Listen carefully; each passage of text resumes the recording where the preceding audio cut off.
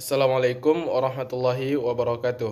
Alhamdulillahirabbil alamin wassalatu wassalamu ala asyrafil anbiya'i wal mursalin wa ala alihi washabbihi ajmain. Amma ba'du. Yang terhormat Bapak Tony Iswadi, SEMMAKT, selaku dosen pengampu mata kuliah Audit 2 dan teman-teman sekalian. Baiklah, kami di sini akan membawakan materi yang berjudul pengujian terhadap investasi. Materi pertama yang akan saya jelaskan sendiri mengenai deskripsi investasi.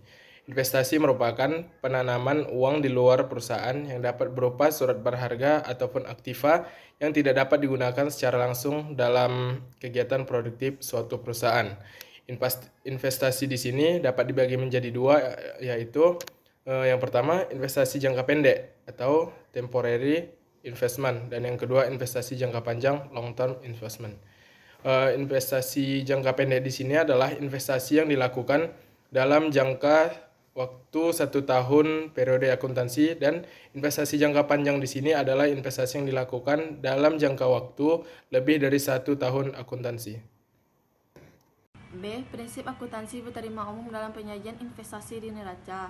1. Investasi harus disajikan secara terpisah di neraca sesuai dengan tujuan investasi tersebut. 2. Investasi jangka pendek disajikan jika nilainya di neraca dengan salah satu dari dua cara.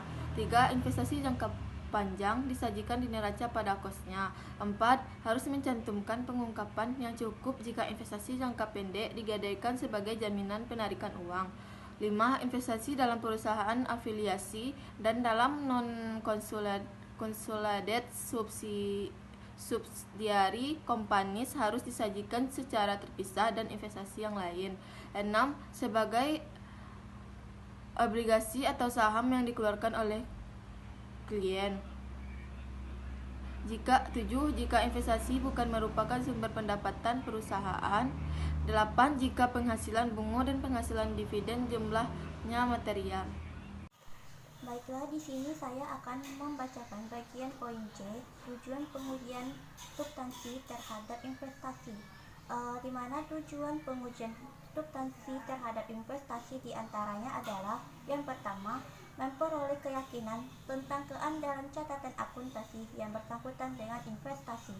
Yang kedua, membuktikan bahwa saldo investasi mencerminkan kepentingan klien yang ada pada tanggal neraca dan mencerminkan keterjadian transaksi yang berkaitan dengan investasi selama tahun yang diaudit.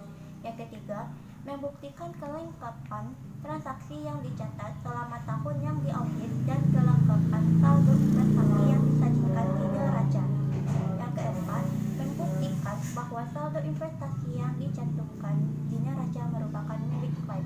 Yang kelima, membuktikan kewajaran penilaian investasi yang dicantumkan di neraca. Yang keenam, membuktikan kewajaran penyajian dan pengungkapan investasi di neraca. Tujuan utama pengujian substansi terhadap investasi adalah membuktikan bahwa saldo akun investasi sementara maupun akuntansi investasi jangka panjang yang dicantumkan di neraca mencerminkan saldo akun tersebut yang sesungguhnya pada neraca tersebut. Selanjutnya, D. Program pengujian substantif terhadap investasi. Yang pertama, proses audit awal. Sebelum membuktikan apakah saldo yang dicantumkan oleh klien di dalam neracanya sesuai dengan investasi yang benar-benar ada pada tanggal neraca atau tidak. Yang kedua, prosedur analitik. Pada tahap awal pengujian substantif terhadap investasi, pengujian analitik dimaksudkan untuk membantu auditor dalam memahami bisnis klien dan dalam menemukan bidang yang memerlukan audit lebih intensif. Yang ketiga, pengujian terhadap transaksi rinci. Periksa dokumen yang mendukung pemerolehan sifat berharga yang dimiliki oleh klien pada tanggal neraca. Yang keempat, pengujian terhadap akun rinci.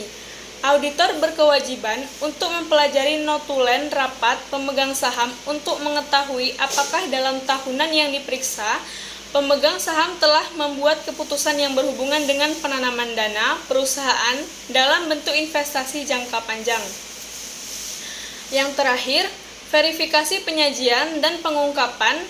Untuk memverifikasi penyajian investasi neraca, auditor melakukan wawancara dengan Direktur Keuangan mengenai kebijakan investasi sementara yang dijalankan selama tahun yang diperiksa. Sekian presentasi dari kelompok kami, kurang dan lebihnya kami mohon maaf. Kami akhiri. Wassalamualaikum warahmatullahi wabarakatuh.